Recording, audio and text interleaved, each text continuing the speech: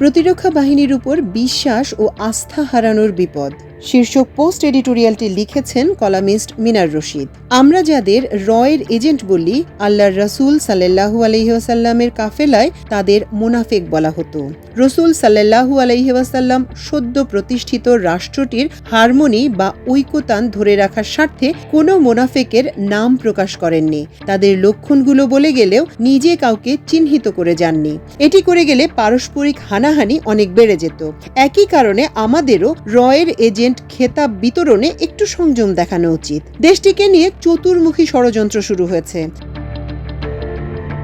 দৈনিক সংগ্রামের সিনিয়র সাংবাদিক ও কলামিস্ট ডক্টর মোহাম্মদ নুরুল আমিন আমার এক বন্ধুর শ্বশুর। সেই নৈকট্যের কারণে তার অনেক লেখা আমার সঙ্গে শেয়ার করেন। তার সাম্প্রতিক একটি কলামে এই চতুর্মুখী ষড়যন্ত্রের কিছু খবর, তথ্য উপাত্ত সহ তুলে ধরেছেন। মিয়ানমারের মগরা আমাদের চট্টগ্রাম, পার্বত্য চট্টগ্রাম ও কক্সবাজার এই ৩ জেলা দখল করে বৃহত্তর মগ রাষ্ট্র বানাতে চায়। হিন্দুত্ববাদীদের স্বপ্ন হুবহু তাই। কাজেই এদের পেছনে ইন্ডিয়ার মদত কতটুকু তা সহজেই অনুমেয়। এরকম ভয়ানক এবং পটেনশিয়াল অনেক বিপদ বা হুমকিকে উপেক্ষা করে দেশপ্রেমিক শক্তিরা নিজেরা একজন আরেকজনের সঙ্গে হেড অন কলিশন বা মুখোমুখি সংঘর্ষের দিকে এগিয়ে যাচ্ছে। এসব কলিশন থামানোর কোনো নেভিগেটর অবশিষ্ট নেই। এখানে সবাই ফাইটার এবং একজন আরেকজনকে রয়ের এজেন্ট জ্ঞান করে। সব জায়গায় খোঁচাখুচি, খোঁড়াখুড়ি বুদ্ধিমানের কাজ নয় এবং অতিরিক্ত আত্মবিশ্বাস ভালো নয়। এখন যতটুকু আত্মবিশ্বাস নিয়ে নিজের বাপের নাম বলতে পারি, মাই বডি মাই চয়েস প্রতিষ্ঠা হয়ে পড়লে সেই আত্মবিশ্বাস আর থাকবে না। কাজেই সংস্কার যাই করেন, খোঁড়াখুড়ি যাই করেন, এই আত্মবিশ্বাস এবং গণতান্ত্রিক কমফোর্টটুকু নষ্ট করেন না। বাংলাদেশের রাজনীতি জটিল এক ক্লাইম্যাক্সে ঢুকে পড়েছে। সবাই আমরা রাজনীতির ডিএনএ টেস্টার বনে গেছি। চোখ আর ঠোঁট দেখেই বলে দেই কে কার এজেন্ট। সোশ্যাল মিডিয়ার কামান এখন বিএনপির স্থায়ী কমিটির সদস্য সালাউদ্দিন আহমেদের দিকে তাক করা। আমি এখানে সালাউদ্দিনের সব রাজনৈতিক মন্তব্য ও অবস্থানকে ডিফেন্ড করতে চাচ্ছি না, শুধু একটা বিষয় উল্লেখ করতে চাচ্ছি। এই সেই সালাউদ্দিন যিনি তখন বিএনপির মুখপাত্র হিসেবে দারুণ ভূমিকা রেখেছিলেন। মাফিয়া রানীর সব ক্ষোভ গিয়ে পড়ে তার উপর। তাকে গুম করে 2 মাস অন্তরীণ করে রাখা হয়। স্বামীকে মুক্ত করার জন্য সে সময় তার স্ত্রী এগিয়ে আসেন।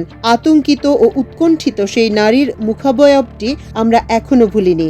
আমরাও তার সেই সংগ্রামে সহযোগী হয়েছিলাম। ফলে বিএনপির এই কেন্দ্রীয় কমিটির নেতা ও সাবেক মন্ত্রীকে ইলিয়াস আলীর মতো হজম করা কঠিন হয়ে পড়ে। তার বন্দিত্বের সময় আমার সঙ্গেও একবার যোগাযোগ হয়েছিল 2023 সালের দিকে। হোয়াটসঅ্যাপ কলে আমাকে তিনি যে কথাটি বলেছিলেন তা হলো, ভাই, দেশ তো এখন আর দুটি নয়, একটা হয়ে গেছে। রাজনৈতিক ব্যক্তিত্ব হিসেবে ওনার অবস্থান নিয়ে বিতর্ক হতেই পারে, কিন্তু যেসব যুক্তি দেখিয়ে তাকে রর এজেন্ট হিসেবে সাব্যস্ত করা হচ্ছে তা মানা কষ্টকর বই কি। স্বাধীনতার পরপর চট্টগ্রামের ফজলুল কাদের চৌধুরীর পরিবারকে একজন সাবেক স্পিকার মর্যাদা বিবেচনায় নিয়ে মেরিন একাডেমির অফিসার্স মেসে আটক করে রাখা হয়েছিল। উনার ছোট ছেলে জামাল উদ্দিন কাদের চৌধুরীর মুখে এই গল্প শুনেছি। তখন একজন ইন্ডিয়ান মেজরের উপর তাদের দেখভালের দায়িত্ব দেওয়া হয়। ইন্ডিয়ান সেনাবাহিনীর সেই মেজর অত্যন্ত সম্মানের সঙ্গে ফজলুল কাদের চৌধুরীকে ট্রিট করেছিলেন। এই ঘটনা কি প্রমাণ করে যে মিস্টার চৌধুরী ইন্ডিয়ার দালাল ছিলেন? সালাউদ্দিন বিএনপির কেন্দ্রীয় নেতা এবং সরকারের মন্ত্রী ছিলেন। তার মর্যাদা অনুযায়ী ইন্ডিয়ান অথরিটি তাদের এই ভিআইপি বন্দীকে রেখেছিল। এটাকে বাঁকা চোখে দেখা কতটুকু ঠিক হচ্ছে? একটি রাষ্ট্রের নিরাপত্তা, স্থিতিশীলতা ও গণতান্ত্রিক ভিত্তি মূলত নির্ভর করে দুটি স্তম্ভের উপর, সেনাবাহিনী এবং রাজনৈতিক দলগুলো। এই দুটি প্রতিষ্ঠান যখন জনগণের আস্থার প্রতীক হয়ে ওঠে তখন রাষ্ট্র এগিয়ে যায়, কিন্তু যখন এই দুটি প্রতিষ্ঠানের প্রতি জনগণের আস্থা নষ্ট হয়ে যায় তখন রাষ্ট্র খাদের কিনারায় দাঁড়ায়। এই দুটি প্রতিষ্ঠানের উপর আমাদের হতাশার অনেক কারণ রয়েছে। তারপরেও আমাদের একটু সতর্ক থাকতে হবে। সংশ্লিষ্ট সবাইকে আর একটু দায়িত্বশীল ভূমিকা রাখতে হবে। সমালোচনা মানব সমাজে একটি গুরুত্বপূর্ণ চিন্তাশীল চর্চা। এটি উন্নত পথ উন্মুক্ত করতে পারে, আবার অযথা ধ্বংস ও বিভ্রান্তির জন্মও দিতে পারে। তাই সমালোচনার প্রকৃতি ও উদ্দেশ্য গভীরভাবে অনুধাবন করা প্রয়োজন।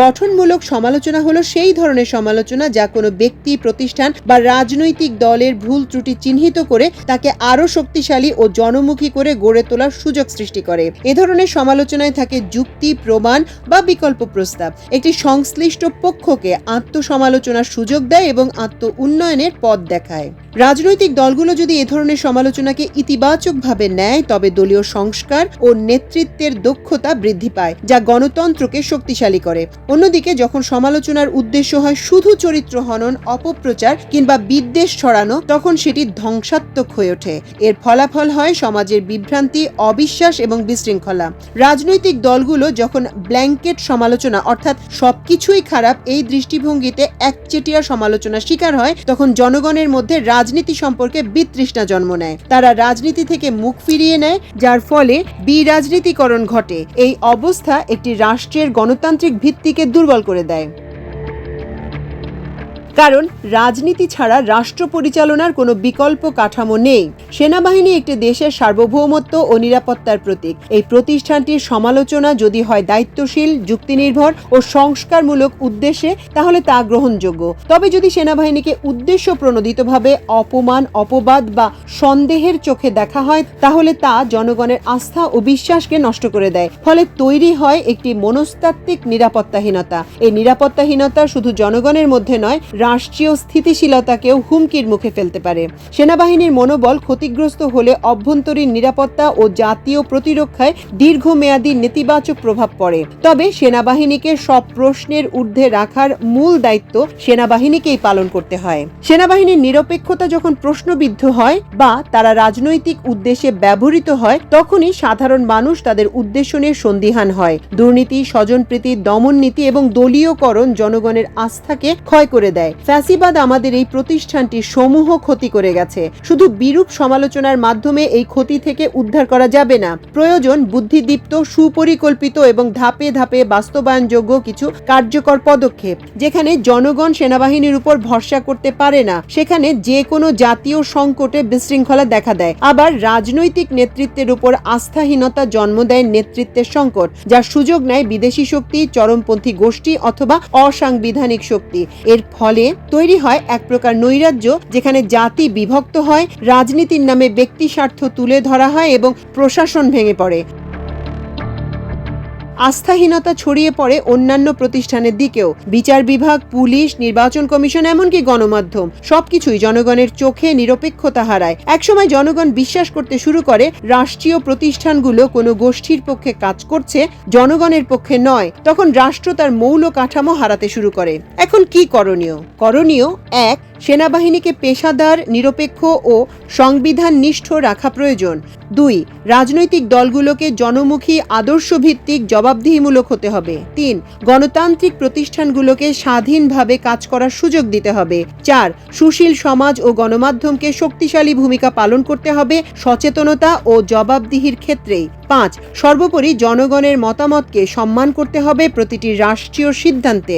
সেনাবাহিনী এবং রাজনৈতিক দলগুলোর প্রতি জনগণের আস্থা টিকিয়ে রাখাই হচ্ছে রাষ্ট্র পরিচালনার সবচেয়ে বড় দায়িত্ব। এ আস্থা হারালে শুধু সরকার নয়, পুরো রাষ্ট্র বিপদের মুখে পড়ে। আমাদের প্রত্যেকের দায়িত্ব হলো এমন একটি পরিবেশ সৃষ্টি করা যেখানে সমালোচনা হবে যুক্তিসম্মত ও সম্মানজনক, যা ব্যক্তি, প্রতিষ্ঠান ও রাষ্ট্রকে এগিয়ে নিতে সাহায্য করবে। তাই রাষ্ট্রের সব অংশীজনের এখনই প্রয়োজন আত্মসমালোচনা, আত্মশুদ্ধি এবং আস্থার পরিবেশ ফিরিয়ে আনা।